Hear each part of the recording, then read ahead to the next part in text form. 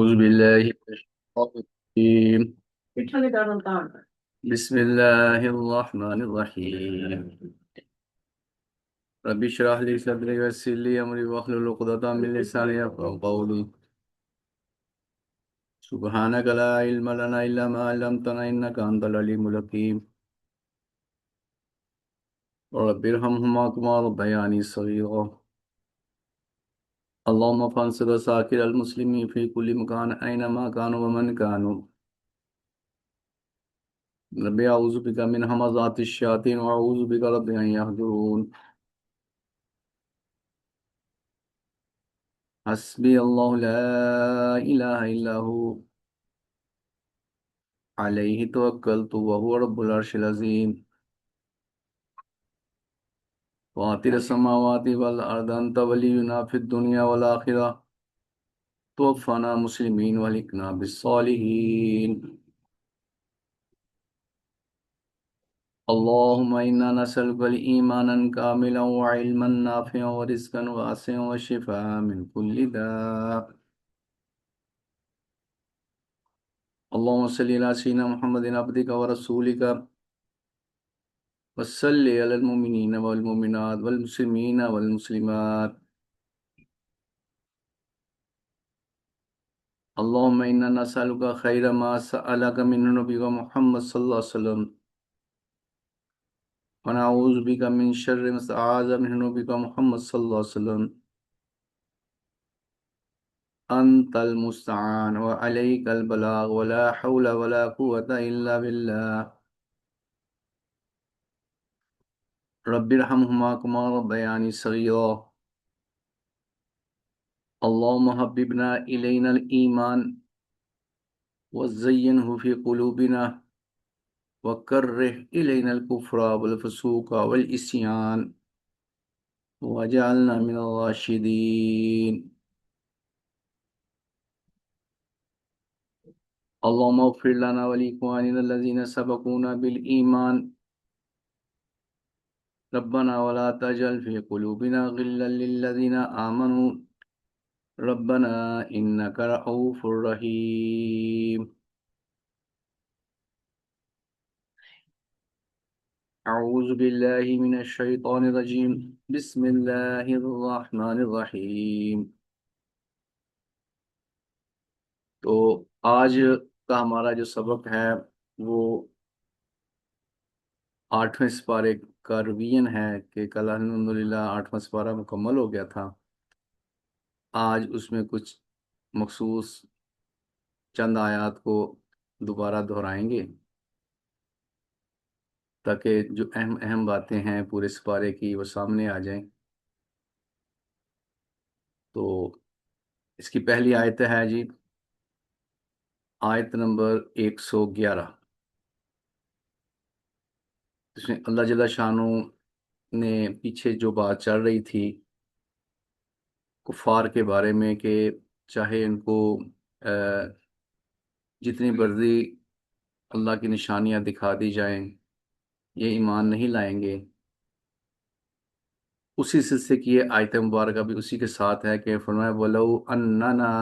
نَزَّلْنَا إِلَيْهِمُ الْمَلَائِكَةَ وَكَلَّمَهُمُ الْمَوْتَى وَحَشَرْنَا عَلَيْهِمْ كُلَّ شَيْءٍ قُبُلًا مَا كَانُوا لِيُؤْمِنُوا إِلَّا أَن يَشَاءَ اللَّهُ وَلَكِنَّ أَكْثَرَهُمْ يَجْهَلُونَ. تو اللہ پاک فرما رہے ہیں کہ اگر ہم نازل کر دیں ان کے ساتھ فرشتوں کو ان کی ڈیمانڈ کے مطابق اگر ہم فرشتوں کو بھی نازل کر دیں اور وہ اضافی طور پر وَكَلَّمَهُ الْمَوْتَى اور وہ مردوں سے بھی باتیں کرنی شروع کر دیں وَحَشَرْنَا عَلَيْهِمْ كُلَّ شَيْءٍ اور ساری چیزیں ان کے قریب کٹھی کر کے لا دیں ان کے سامنے لا کر رکھ دیں ساری نشانیاں اکٹھی کر کے لے آئیں مَا كَانُوا لِيُؤْمِنُوا یہ پھر بھی ایمان نہیں لائیں گے الا ان یشاء اللہ ہاں جیسا اللہ چاہے ولیکن اکثرهم یجہلون لیکن ان کی اکثریت جو جاہل ہے اسے کچھ سمجھ نہیں آ رہی کہ کیوں اللہ کی احکامات کی مخالفت کر رہی ہیں۔ اس کے بعد آیت نمبر 114 کے اندر اللہ پاک نے تتیمے کے طور پر بات ارشاد فرمائی،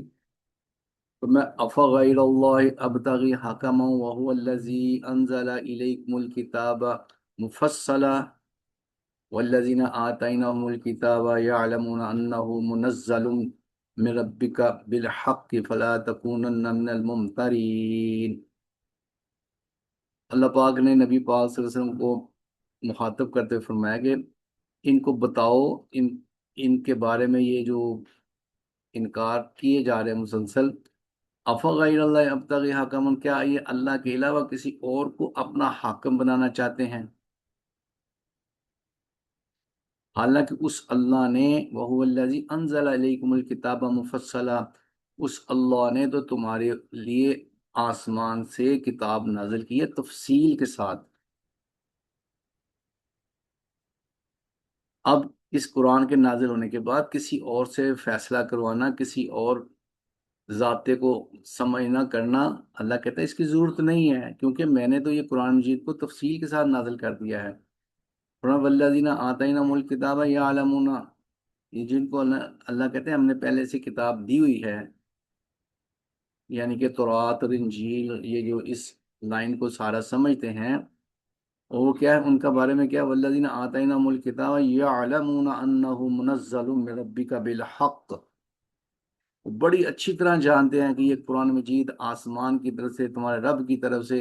حق کے ساتھ نازل کیا گیا ہے۔ اور فرمایا کہ اے پیارے فلا تکونن من الممترین، آپ شک کرنے والوں میں نہ ہونا، یہ لوگ مانے یا نہ مانے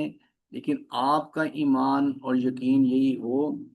بالکل یقین کے درجے میں آپ ہرگز ہرگز اس قرآن مجید کے بارے میں، اللہ کے احکامات کے بارے میں بالکل شک میں نہیں پڑنا۔ آگے اللہ جل شانہ آیت نمبر 116 کے اندر بڑی پیاری بات اللہ پاک نے 116 نمبر آیت کے اندر فرمائی، فرمایا وَإِن تُطِعْ أَكْثَرَ مَنْ فِي الْأَرْضِ يُضِلُّوكَ عَنْ سَبِيلِ اللَّهِ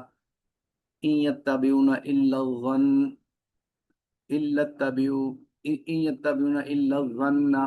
وَإِنْ هُمْ إِلَّا يَخْرُصُونَ۔ نبی پاک صلی اللہ علیہ وسلم کو اور تمام ایمان والوں کو مخاطب کر کے اللہ پاک فرما رہے ہیں کہ وَإِن تُطِعْ أَكْثَرَ مَنْ فِي الْأَرْضِ يُضِلُّوكَ عَنْ سَبِيلِ اللَّهِ، اے پیارے آپ اور سارے کے سارے ایمان والے سمجھ لیں بات کو، اگر زمین پر رہنے والے اکثریت لوگوں کی آپ بات ماننا شروع کر دیں گے، ان کے مطابق چلنا شروع کر دیں گے، تو کیا ہوگا، یضلوک عن سبیل اللہ، یہ تم کو اللہ کے راستے سے گمراہ کر دیں گے، بھٹکا دیں گے۔ تو اکثریت کا کسی ایک عمل کا کرنا یہ حق نہیں ہے، حق صرف قرآن مجید کے مطابق چلنا حق ہے، چاہے اس کے اوپر چلنے والے، اس کی اطاعت کرنے والے تھوڑے ہوں یا زیادہ ہو، اس کے ساتھ اس کا کوئی تعلق نہیں ہے کہ جی چونکہ سارے لوگ یہ ایک عام کر رہے ہیں لہذا ہم بھی ایسا ہی کریں گے۔ اللہ نے اس سے منع کر دیا، فرمائے وَإِن تُطِعْ أَكْثَرَ مَنْ فِي الْأَرْضِ يُضِلُّوكَ عَنْ سَبِيلِ اللَّهِ، اگر آپ اکثریت جو زمین پر رہ رہے ہیں ان کو فالو کریں گے، ان کے پیچھے چل پڑیں گے، تو کیا کریں گے، یضلوک عن سبیل اللہ، وہ اللہ کے راستے سے آپ کو بھٹکا دیں گے۔ اس کی ایک ریزن اللہ نے یہاں بیان کر دی، کیوں، ان یتبعون الا الظن، کیونکہ ان کی وجہ یہ ہے کہ یہ گمان، ایسٹیمیشن کے اوپر زندگی گزار رہے ہیں، ایسا ہو سکتا ہے، ایسا ہوگا، ایگزیکٹ کنفرم بات کے اوپر نہیں چل رہے۔ وَإِنْهُمْ إِلَّا يَخْرُصُونَ، اور وہ کیا سرائیاں کرتے ہیں، میں بھی فرض کر لیا، ایسے ہو سکتا ہے، ایسے نہیں ہو سکتا۔ تو یہ جو دنیا کے اندر رہنے والے سیلف ڈیفائن قسم کا دین کے اوپر عمل کر رہے ہوتے ہیں، اللہ نے ان کے بارے میں فرمایا کہ یہ تو اکثر گمان، ایسٹیمیشن، میں بھی ایسا ہو سکتا ہے، ایسا نہیں ہوگا، ایسا ہوگا تو پھر یہ کیا ہوگا، یہ ساری اس قسم کی باتیں کرتے ہیں۔ اس کی وجہ سے یہ جو صحیح ایمان والے صحیح ایمان کے مطابق زندگی گزار رہے ہیں ان کو بھی راستے سے بھٹکا دیتے ہیں۔ تو اللہ پاک نے اگلی آیت کے اندر فرمایا ان ربک هو عالم من یضل عن سبیلہ، تیرا رب خوب جانتا ہے کہ کون بھٹکا ہوا ہے اس کے راستے سے، وہو عالم بالمہتدین، اور اللہ خوب اچھی طرح جانتا ہے کہ کون ہدایت پر ہے۔ اللہ ہمیں اس بات کی سمجھ نصیب فرما دے، ہم اس طرح زندگی گزاریں گے کہ جیسے اللہ نے کنفرم باتیں کی ہیں قرآن مجید کے اندر ویسے ہی ہم چلیں گے، ایسٹیمیشن کی بنیاد پر زندگی نہیں گزاریں گے۔ تو اس کے بعد اللہ پاک قرآن مجید کے 120 نمبر آیت کو ہم دیکھیں گے۔ اللہ پاک فرما رہے ہیں نبی پاک صلی اللہ علیہ وسلم کو مخاطب کر کے بھی اور ساری امت مسلمہ کو بھی مخاطب کر کے، میں بھی اس کا مخاطب ہوں، آپ بھی ہیں، اور ابتدا میں نبی پاک صلی اللہ علیہ وسلم اور سارے صحابہ تھے۔ اللہ پاک نے بڑی پیاری بات کی، وَذَرُوا ظَاهِرَ الْإِثْمِ وَبَاطِنَهُ، اے پیارے چھوڑ دے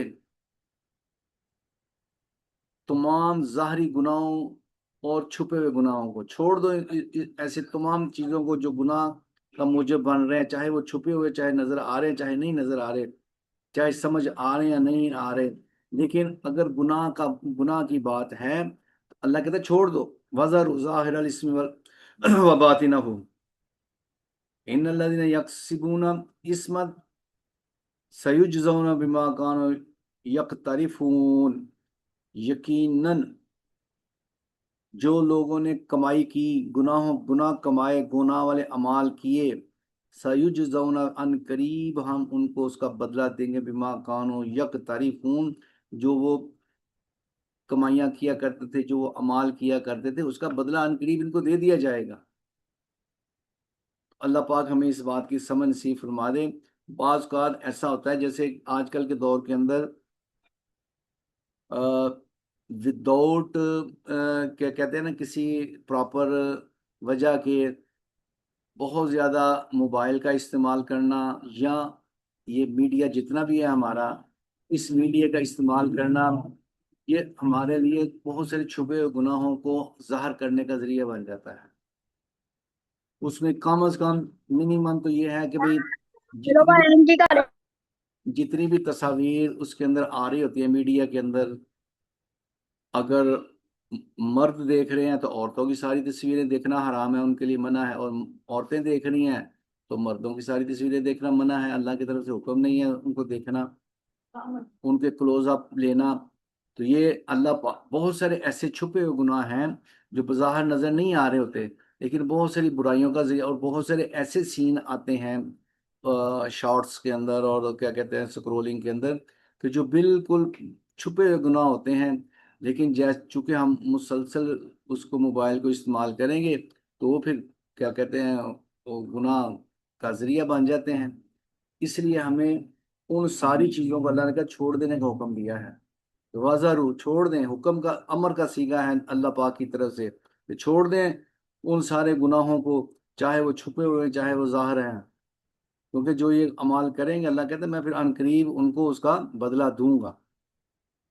اس کے بعد اللہ پاک فرما رہے ہیں اگلی آیت کے اندر، وَلَا تَأْكُلُوا مِمَّا لَمْ يُذْكَرِ اسْمُ اللَّهِ، تمام ایمان والے بھی مخاطب ہیں اس کے اندر کہ وَلَا تَأْكُلُوا مِمَّا لَمْ يُذْكَرِ اسْمُ اللَّهِ عَلَيْهِ وَإِنَّهُ لَفِسْقٌ، کہ جس چیز پر اللہ کا نام نہیں لیا گیا اس کو مت کھاؤ، یہ بہت بڑا گناہ ہے، یہ کافی تفصیل طلب بات ہے کہ جس چیز پر اللہ کا نام نہ لیا جائے،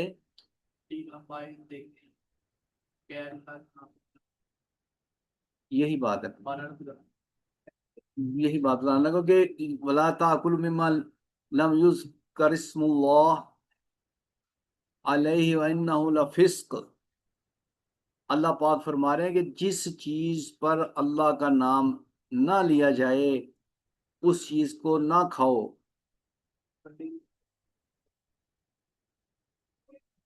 کیوں اس کے اوپر اللہ کا نام نہیں لیا گیا؟ انہ لفسق، یہ گناہ کی بات ہے، وَإِنَّ الشَّيَاطِينَ لَيُوحُونَ إِلَىٰ أَوْلِيَائِهِمْ لِيُجَادِلُوكُمْ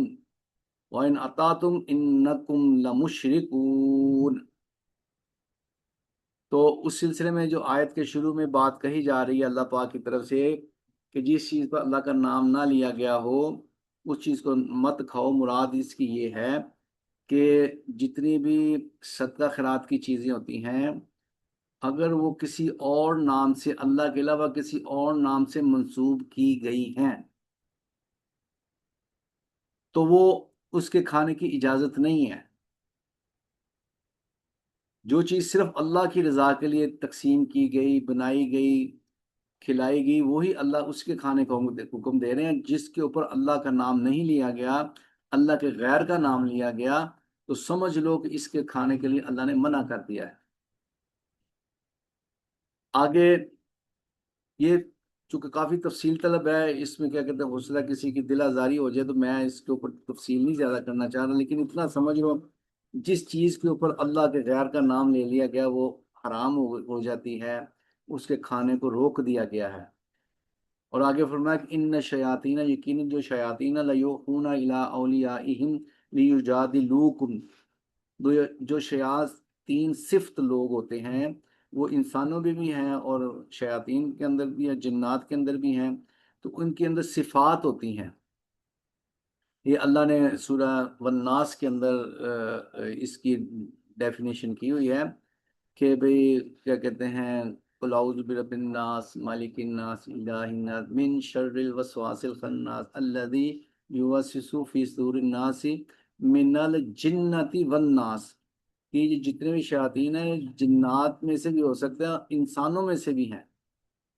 یہاں پر اللہ جل شانہ اس آیت مبارکہ کے اندر فرمایا کہ وَإِنَّ الشَّيَاطِينَ لَيُوحُونَ إِلَىٰ أَوْلِيَائِهِمْ، کہ جو شیاطین صفت لوگ ہوتے ہیں چاہے وہ انسانوں میں ہو چاہے جنات میں ہو، وہ اپنے ہم ذہن دوستوں کو کیا کہتے ہیں بہت ساری ایسی باتیں ان کے دلوں میں ڈالتے ہیں، ان کے کانوں میں ڈالتے ہیں، ان تک بات یہ پہنچاتے ہیں، اور اس کا مقصد کیا ہوتا ہے لِيُجَادِلُوكُمْ، تاکہ تیرے ساتھ بحث و مباحثہ کریں، تمہیں قائل کریں کہ نہیں جس پر اللہ کا غیر کا نام کیا لیا گیا وہ بھی کھانی چاہیے، وہ بھی ٹھیک ہے، اس میں کہاں حرام آ گیا۔ اس طرح کے بہت ساری مثالیں دیتے ہیں، بہت ساری بحثیں کرتے ہیں۔ تو کیوں کر رہے ہیں کہ ان کے پیچھے ان کی رہنمائی شیاطین نے کی ہوئی ہے۔ فرمایا کہ ایمان والوں کو کہا کہ ان اطاعتموہم، اگر تم نے ان شیاطین صفت لوگوں کی بات مان لی، ان سے قائل ہو گئے، فرمایا کہ انکم لمشرکون، پھر تم بھی مشرکوں میں سے شمار ہو جاؤ گے۔ اللہ ہماری حفاظت فرمائے۔ اس سلسلے میں انتہائی احتیاط کی بات ہے، انتہائی احتیاط کی بات ہے، تو اللہ اس بات پر عمل کی توفیق عطا فرما دے۔ آگے آیت نمبر 125، آیت نمبر 125 کے اندر اللہ جل شانہ کا پاک ارشاد ہے، اللہ پاک فرما رہے ہیں فَمَن يُرِدْ، اللہ پاک فرما رہے ہیں فَمَن يُرِدِ اللَّهُ أَن يَهْدِيَ يَشْرَحْ صَدْرَهُ لِلْإِسْلَامِ، جب اللہ جل شانہ کسی انسان کے لیے ہدایت کا فیصلہ فرماتے ہیں، اس کی رہنمائی کرتے ہیں، یشرح صدرہ للاسلام، تو اسلام کے لیے اس کے دل کو کھول دیتے ہیں، اس کے سینے کو کھول دیتے ہیں۔ مراد یہ ہے کہ جو دین کے اوپر عمل کرتے ہوئے تنگی اور گھٹن محسوس ہوتی ہے اللہ اس کو دور کر دیتے ہیں۔ یہ اللہ کی طرف سے عنایت اور رہنمائی ہوتی ہے اس چیز کی کہ کسی بندے کو دین کے اوپر چلنا اگر آسان محسوس ہو رہا ہے، نماز پڑھنی اس کے لیے آسان اور بوجھ نہیں ہے، آسان ہے، قرآن کا پڑھنا آسان ہے، تلاوت کرنی آسان ہے، روزے رکھنے اس کے لیے آسانی محسوس ہو رہی ہے، اس کو کیا کہتے ہیں فریش اپنے آپ کو محسوس کر رہا ہے کہ میں اللہ کو حکم پورا کر رہا ہوں، تو یہ اللہ کی طرف سے اس کی ہدایت اس کو دی گئی ہے۔ اللہ کہہ رہے ہیں کہ فَمَن يُرِدِ اللَّهُ أَن يَهْدِيَهُ يَشْرَحْ صَدْرَهُ لِلْإِسْلَامِ، اللہ جس کے لیے ارادہ فرما لیتے ہیں کہ اس کو ہدایت عطا فرمانی ہے، اس کے دل کو اس کے سینے کو اسلام کے لیے کھول دیتے ہیں۔ وَمَن يُرِدْ أَن يُضِلَّهُ يَجْعَلْ صدره ضيقا حرجا كأنما يصعد في السماء كذلك يجعل الله الرجس على الذين لا يؤمنون۔ اور جس کے لیے اللہ جل شانو کی طرف سے گمراہی کا فیصلہ آ جاتا ہے، اللہ کہتے ہیں پھر اس کا دین کے اوپر چلنا، اس کا سینہ اتنا گھٹن محسوس کر رہا ہوتا ہے دین کے اوپر چلتے ہوئے، اسے نماز کے لیے جانا ایسے ہی محسوس ہو رہا ہوتا ہے کہ جیسے بندہ آسمان کے اوپر بالکل اسٹریٹ سیڑھی لا کے اوپر چڑھنا شروع کر دے۔ تو چند ایک سٹیپ تو اوپر چڑھ سکتا ہے، لیکن مسلسل اس سے کہا جائے کہ تو اوپر چڑھتا چلا جا، تو ایک بہت مشکل اور عمل ہے۔ ایسے ہی اس بندے کے لیے دین کے اوپر چلنا انتہائی مشکل محسوس ہونا شروع ہو جاتا ہے، اس کو بڑی گھبراہٹ محسوس ہوتی ہے۔ تو اللہ نے مثال دے کر سمجھایا کہ جس کے لیے اللہ گمراہی کا فیصلہ کر دیتے ہیں، اس کے سینے کو، اس کے دل کو، دماغ کو تنگ کر دیتے ہیں، وہ دین کے اوپر چلنا گھٹن محسوس کرتا ہے۔ اور کیا کہتے ہیں، وہ اس کی مثال میں کأنما یصعد فی السماء، جیسے وہ بندہ آسمان پر سیڑھی لگا کر اوپر چڑھنا شروع کر دے۔ تو یہ اللہ نے مثال دے کر سمجھایا۔ اللہ ہمارے سینوں کو دین کے لیے کھول دے، یشرح صدر فرما دے، اور یہ جو گھٹن ہے اللہ اس کو دور کر دے۔ اگر دین کے اوپر چلتے ہوئے گھٹن محسوس ہو رہی ہے تو سمجھ لو کہ آسمان والے کی طرف، اللہ کی طرف سے پکڑ آئی ہوئی ہے، اس سے نکلنے کے لیے اللہ سے مانگنا ضروری ہے، اور اللہ کے آگے گر گرانا ضروری ہے، اللہ کی طرف رجوع کرنا ضروری ہے۔ اگر ان حالات کے اندر وہ اللہ کی طرف رجوع نہیں کر رہا تو پھر کیا ہے، بے دینی میں، گمراہی میں اور آگے بڑھ جائے گا۔ اس لیے اگر کسی بندے کے لیے 5 وقت کا نماز پڑھنا مشکل ہو رہا ہے، اس کے لیے ٹائم نہیں نکل رہا اس کے پاس، اور اگر وہ نماز کے جاتا بھی ہے تو بس بڑی مشکل سے، مشقت سے، تھوڑے سے ٹائم کے اندر جلدی جلدی اپنے اس نماز کو پورا کر کے جیسے سر سے بوجھ اتار رہا ہے، تو گویا یہ اس کی گھٹن آ گئی ہے اس کے اوپر، اس کے لیے اس کو اللہ سے رجوع کرنا ضروری ہے۔ اللہ کہتے ہیں کہ جب ہم ایسا کرتے ہیں تو پھر کذالک یجعل اللہ الرجسا، اسی طرح الذین لا یؤمنون، جو اللہ کی ذات پر، اللہ کے احکامات پر ایمان نہیں لاتے، ہم اس پر اس گندگی کو اس کے اوپر انڈیل دیتے ہیں۔ جیسے بندہ کوئی کھڑا ہو اور کوئی کارپوریشن کا گندگی کا بھرا ہوا ٹرک کسی کے اوپر انڈیل دے، اس کے اوپر ڈال دے، وہ بیچ میں کھڑا، ارد گرد ساری گندگی، اسی طرح اللہ کہتے ہیں ہم بھی پھر اس کے اوپر گندگی ڈال دیتے ہیں کہ سارے اس کے ارد گرد شیاطین صفت لوگ اکٹھے ہو جاتے ہیں، ایسے ہی اس کے دوست بن جاتے ہیں، ایسے ہی اس کے ہم نوا، ہم پیالہ، ہم نوالا لوگ بن جاتے ہیں کہ ہر طرف بے دینی اور گمراہی کی بات کرنے والے ہی اسے نظر آتے ہیں، اسے ملتے ہیں۔ تو جب ایسا معاملہ کسی کے اوپر آ جائے تو وہ اللہ کی طرف رجوع کرے اور اس سے نکلنے کے لیے کوشش کرے، اللہ سے مانگے۔ یہ قرآن مجید کے اندر اسی لیے اللہ پاک نے نازل فرمایا ہے کہ اللہ ہماری دلوں کی تنگیوں کو دور فرمائے، ہمارا سب کا دین کے اوپر چلنا آسان فرمائے۔ اس کے آگے اللہ جل شانہ نے اگلی آیت کے اندر بڑی پیاری بات کہی، فرمایا ھذا صراط ربک مستقیما قد فصلنا الآیات لقوم یذکرون، یہ ہے سیدھا راستہ کہ جب کوئی بندہ اللہ کے دین کے اوپر چلنا شروع کر دے اور اس کا دل پھولوں کی طرح خوشگواری محسوس کرے، تو اللہ کہتے ہیں ھذا صراط ربک مستقیم، یہ تیرے رب کی طرف سیدھا راستہ ہے۔ اور فرمایا قد فصلنا الآیات لقوم یذکرون، تحقیق ہم نے تفصیل کے ساتھ اپنی آیات نازل فرما دی ہیں ایک قوم یذکرون، ایسی قوم کے لیے جو نصیحت حاصل کرنا چاہے، جو نصیحت کو قبول کرنا چاہے، یہ تو ان کے لیے قرآن نازل ہوا ہے۔ جو نصیحت کسی کی ماننے کو تیار ہی نہیں، کسی بندے کو بندہ بٹھا کے کیا کہتے ہیں وہ بڑا سمجھا رہا ہے، وہ کسی کی بات سننے کو تیار ہی نہیں، تو اللہ کہتا ہے پھر ہم نے قرآن بھی ایسے لوگوں کے لیے نازل نہیں کیا جو سننے کو تیار نہیں، عمل کرنے کے لیے تیار نہیں، جو دین کی بات سننا جن کے اوپر بوجھ ہے، اللہ کہتا ہے ہم نے بھی ان کے لیے یہ نازل کیا ہی نہیں ہے۔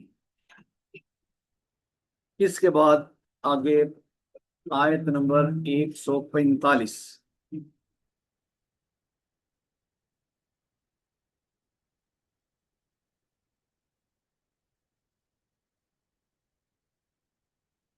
یہ اللہ نے حرمت کی آیت کھانے پینے کے لحاظ سے جو آیت نازل کی ہے، یہ آیت تقریباً اسی الفاظ کے ساتھ، ملتے جلتے الفاظ کے ساتھ 145 نمبر آیت جو ہے، الفاظ کے ساتھ 2 3 4 مرتبہ یہ قرآن مجید میں نازل کی ہے۔ تو آیت نمبر 145 میں اللہ پاک فرما رہے ہیں، قل، اے پیارے آپ کہہ دیجئے، لا اجد فیما اوحی الی محرما علی طاعم یطعمہ الا ان یکون میتۃ او دمما مسفوحا او لحم خنزیر فإنه رجس او فسقا احل لغیر اللہ بہ ومن اضطر غیر باغ ولا عاد فإن ربک غفور رحیم۔ آیت نمبر 145۔ تو اللہ پاک نے فرمایا کہ نبی پاک صلی اللہ علیہ وسلم سے کہا، کل، اے پیارے آپ کہہ دیجئے، ان کو بتا دیجئے، ان کو سمجھا دیجئے، اگر ان کو بات سمجھ میں نہیں آ رہی تو کیا کہا، کل، آپ کہہ دیجئے، کیا کہہ دیجئے، لا اجدو، میں نہیں پاتا، میرے پاس ایسی کوئی بات نہیں نازل ہوئی، ما اوخیا، جو کچھ بھی اللہ نے وحی کی صورت میں میرے پر نازل کیا ہے، الیہ محرم، کہ جو حرام کی گئی ہو، علی طاعم یطعمہ، یہ کھانے والی چیز جسے کھایا جائے، ایسی کوئی چیز، اللہ کہتے ہیں نبی پاک سے کہا کہ ان کو بتا دو، میرے پاس ایسی کوئی چیز، کوئی بات ہے ہی نہیں، کوئی بتایا ہی نہیں مجھے گیا کہ فلانی چیز حرام ہے، فلانی چیز حرام ہے۔ اللہ کہتے ہیں میں ان کو بتاؤ، کوئی ایسی چیز بتائی ہی نہیں گئی۔ ہاں، جو حرام ہے وہ فرمایا الا ان یکون میتتن، ہاں اگر کوئی جانور اپنی طبعی موت مر گیا ہے، آپ نے ذبح نہیں کیا اور وہ جانور اپنی طبعی موت مر گیا، مردار ہو گیا، مرا ہوا جانور ہے، اس کو اللہ کہتے ہیں میں نے حرام کر دیا ہے۔ او دمم مسفوحا، اور بہتا ہوا خون کو اللہ کہتے ہیں میں نے حرام کیا ہے۔ او لحم خنزیر، اور سور کا گوشت اللہ کہتے ہیں میں نے حرام کیا ہے۔ فَإِنَّهُ رِجْسٌ، یقیناً یہ گندی چیزیں، اور فسقن، اور یہ ناپاک ہیں، گندی اور ناپاک چیزیں ہیں، اور فسق یہ ان کا کھانا نافرمانی ہے۔ اور فرمایا احل لغیر اللہ بھی، اور ہر وہ چیز جس کے اوپر اللہ کے غیر کا نام لے لیا گیا ہو وہ بھی حرام ہے۔ اللہ کہتے ہیں کہ یہ ان کو بتاؤ کہ میں نے حرام کیا کیا کیا ہے۔ ایک تو مردار کو حرام کیا ہے، دوسرا خون حرام کیا ہے، تیسرا خنزیر کا گوشت، سور کا گوشت حرام کیا ہے، اور فرمایا کہ یہ گندی چیزیں ہیں اور نافرمانی والی باتیں ہیں۔ اس کے علاوہ فرمایا اہل لغیر اللہ بھی، اور ہر وہ چیز جو بالکل دیکھنے میں حلال ہے، پاک ہے، اس میں کوئی بھی کمی کوتاہی نظر نہیں آ رہی، لیکن صرف کیا کیا گیا کہ اس چیز کو اللہ کے علاوہ کسی اور کی طرف منسوب کر دیا گیا ہے، تو فرمایا کہ یہ بھی حرام ہے۔ اور یہ حرام جو ہے درجے کے لحاظ سے زیادہ بڑا حرام ہے۔ سب سے چھوٹا حرام مردار کا گوشت کھانا، اس سے بڑا حرام خون کا کھانا یا پینا، اور اس سے بڑا حرام خنزیر، سور کا گوشت کھانا حرام ہے، اور اس سے بڑا حرام جو ہے ہر وہ چیز جس پر اللہ کے غیر کا نام لے لیا گیا ہو وہ بھی حرام ہے۔ فمن اضطر غیر باغ ولا عاد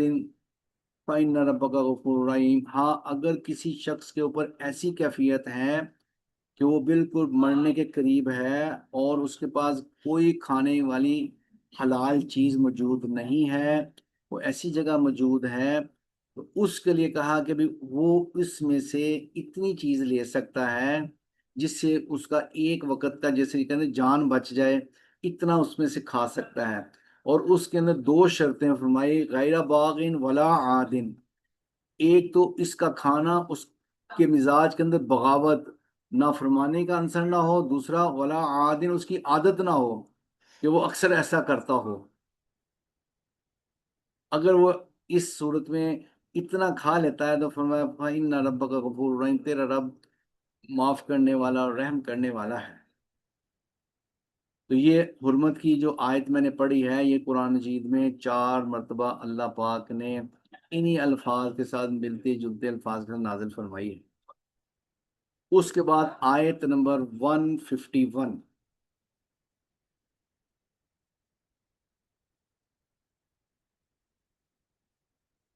اللہ پاک فرما رہے ہیں، ابھی پیچھے جو میں نے ابھی آیت پڑھی اس کے اندر کھانے پینے والی چیزوں کو کی حرمت اللہ نے بیان کی تھی۔ اب جو آیت میں پڑھ رہا ہوں اس کے اندر اخلاقی لحاظ سے جو چیزیں حرام کی گئی ہیں، ان کا تعلق اخلاقیات کے ساتھ ہے، اس کا تعلق کھانے پینے کی فزیکل چیزوں کے ساتھ۔ فرمایا کل، پیارے ان کو بتاؤ، ان کو سمجھاؤ، ان کو کلیئر کرو اس بات کو۔ کیا کلیئر کرو؟ کل، آپ کہہ دو تعالو، آؤ میرے پاس، اتلو، میں تلاوت کرتا ہوں، ما حرم ربکم علیکم، جو کچھ تمہارے رب نے تم پر حرام کیا ہے۔ اللہ کہتے ہیں ان کو بتاؤ، ان کو اپنے پاس بلاؤ، ان کو پڑھ کے سناؤ قرآن مجید میں سے کہ ما حرم ربکم، تمہارے رب نے تم پر کیا حرام کیا ہے۔ پہلا جو حرام اللہ نے کیا، اللہ تشرک بہ شیئا،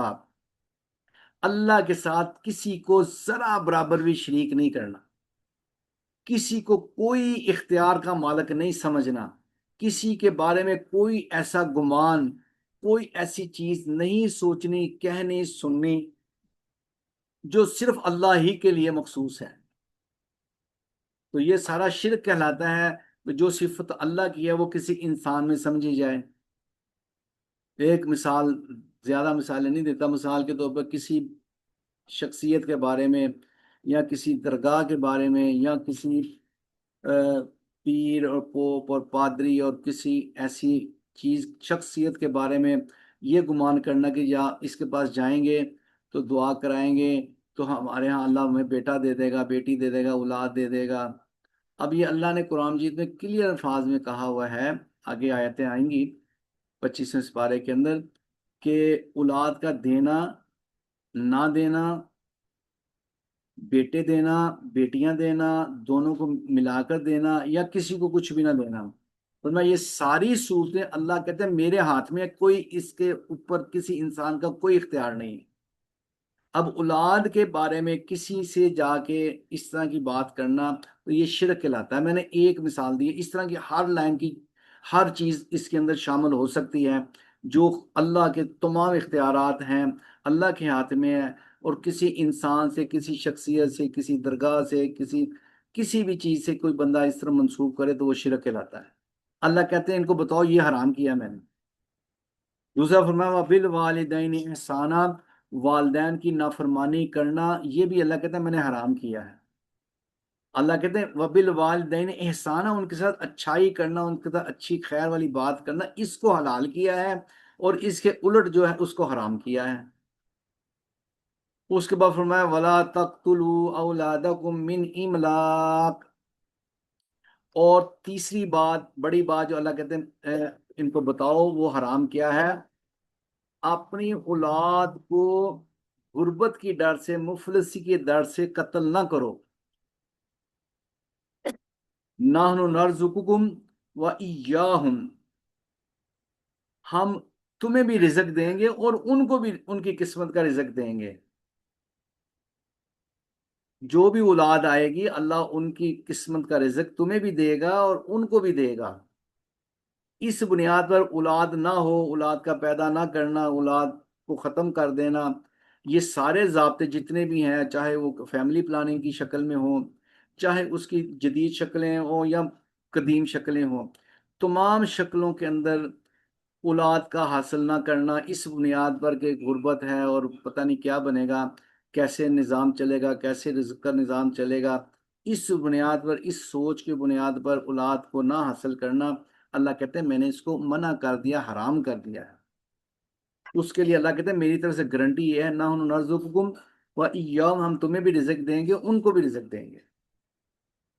چوتھی چیز اللہ نے جو حرام کی، وَلَا تَقْرَبُوا الْفَوَاحِشَ مَا ظَهَرَ مِنْهَا وَمَا بَطَنَ، اور اللہ کہتے ہیں کہ فحاشی، بے دینی اور تمام سیکس سے متعلقہ جتنی بھی باتیں ہیں، وہ ساری کی ساری اللہ کہتے ہیں میں نے ان کو حرام کر دیا ہے، چاہے وہ چھپی ہوئی ہیں چاہے وہ ظاہر نظر آ رہی ہیں۔ اللہ کہتے ہیں حرام کرنا وہ ہوتا ہے کہ بندہ چیز استعمال کر، اللہ کہ ولا تقرب، قریب بھی نہیں جانا، کرنے کی تو بات بڑی دور کی ہے، ایسی فحاشی والے اعمال کرنا، ایسے فحاشی والے عمل والی جگہ کے قریب بھی نہیں جانا جہاں پتہ ہے کہ آلریڈی وہاں پہ ایسی محفل اور مجلس لگی ہوئی ہے جہاں پر بہت زیادہ فحاشی ہے، اور خواتین ایسے اور مرد ایسے حالت میں ہے کہ وہ انتہائی بے دینی والا عمل بنا ہوا ہے، چاہے وہ کیا کہتے ہیں وہ ڈانس پارٹی ہو، چاہے میوزیکل پارٹی ہو، چاہے وہ کیا کہتے ہیں اکٹھا بیٹھ کے جو بھی معاملات ہیں، جو بھی چیزیں اللہ کے ہاں حرام کردہ ہیں، اور اگر کسی مجلس کسی محفل میں ایسا ہو رہا ہے تو ولا تقرب الفواحش، ہم نے قریب بھی نہیں جانا، وہاں جا کر نہ کرنا تو بات دور کی ہے، اللہ نے جانے سے منع کر دیا ہے۔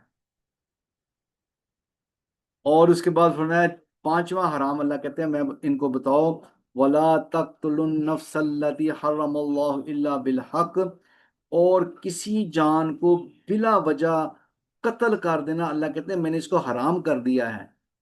اس کے لیے قطع نظر اس کے کہ وہ مسلمان ہے غیر مسلم ہے، کسی بھی انسان کو قتل کرنا بلا وجہ اللہ کہتے ہیں اس کو حرام کر دیں۔ اللہ بالحق کا مطلب یہ ہے کہ اللہ نے خود ہی قانون نافذ کیا ہے کہ اگر کوئی کسی انسان کو قتل کر دے، بلا وجہ قتل کر دے، تو پھر اس کے قصاص میں اس بندے کو قتل کرنا حق ہے۔ اللہ بالحق کا مطلب یہ ہے کہ اس قتل کے بدلے میں اس بندے کو قتل کرنا، اس بندے کو جسے کہتے ہیں سزائے موت دینا، یا جو بھی معاملات اس کے سزا کے ہیں، تو یہ سزا کے طور پر اس بندے کو قتل کرنا یہ حق ہے، باقی اللہ کہتے ہیں میں نے حرام کر دیا ہے۔ اس کے بعد اللہ کہتے ہیں ذالکم وصاکم بھی، یہ اللہ کہتے ہیں میں وصیت کر رہا ہوں تم کو ان باتوں کی، لعلکم تعقلون، تاکہ تم عقل سے کام لو، تاکہ تمہیں یہ بات سمجھ آ جائے کہ یہ کام نہیں کرنے والے۔ اس کے بعد اللہ پاک فرمایا ولا تقربوا مال الیتیم الا باللتی ہی احسن، اور اس کے بعد اگلا حرام فرمایا ہے کہ اگر کوئی بچے یتیم ہو جائیں جن کا والد فوت ہو جائے تو ان کے مال کو حاصل کرنا، ان کے مال کو استعمال کرنا، اس کے لیے اللہ کہتا ہے بھی اس کے مال کے بھی قریب ہی نہیں جانا، اس مال کے بھی قریب بھی نہیں جانا جو کیا کہتے ہیں کسی یتیم کا مال ہے، الا باللتی ہی احسن، ہاں جو اچھا انداز ہے، کسی کی شیئر بزنس ہے آلریڈی، بچوں کا والد کسی کے ساتھ شیئر بزنس کر رہا تھا، تو کیا کہتے ہیں وہ اس صورت میں اب یتیم ہونے کے ساتھ اس کو کہا کہ اچھا انداز اختیار کرنا، اب تم نے کیا کہتے ہیں جو جائنٹ وینچر کاروبار ہو رہا ہے اس میں اچھا طریقہ استعمال کرنا، کہ جہاں پہ تم ان کے مال کو استعمال کر کے کاروبار کو آگے بڑھا رہے ہو، کاروبار کو مینٹین کر رہے ہو، اس کی اجازت ہے۔ اچھا انداز اللہ نے کہ یہ آسن، اور وہ اس کی بھی لمٹ مقرر کر دی، حتیٰ یبلغ اشدہ، جب تک وہ بچے جوان نہ ہو جائے اس وقت تک آپ ان کے کاروبار کو کر سکتے ہو، سنبھال سکتے ہو، اس میں سے پیسے استعمال کر سکتے ہو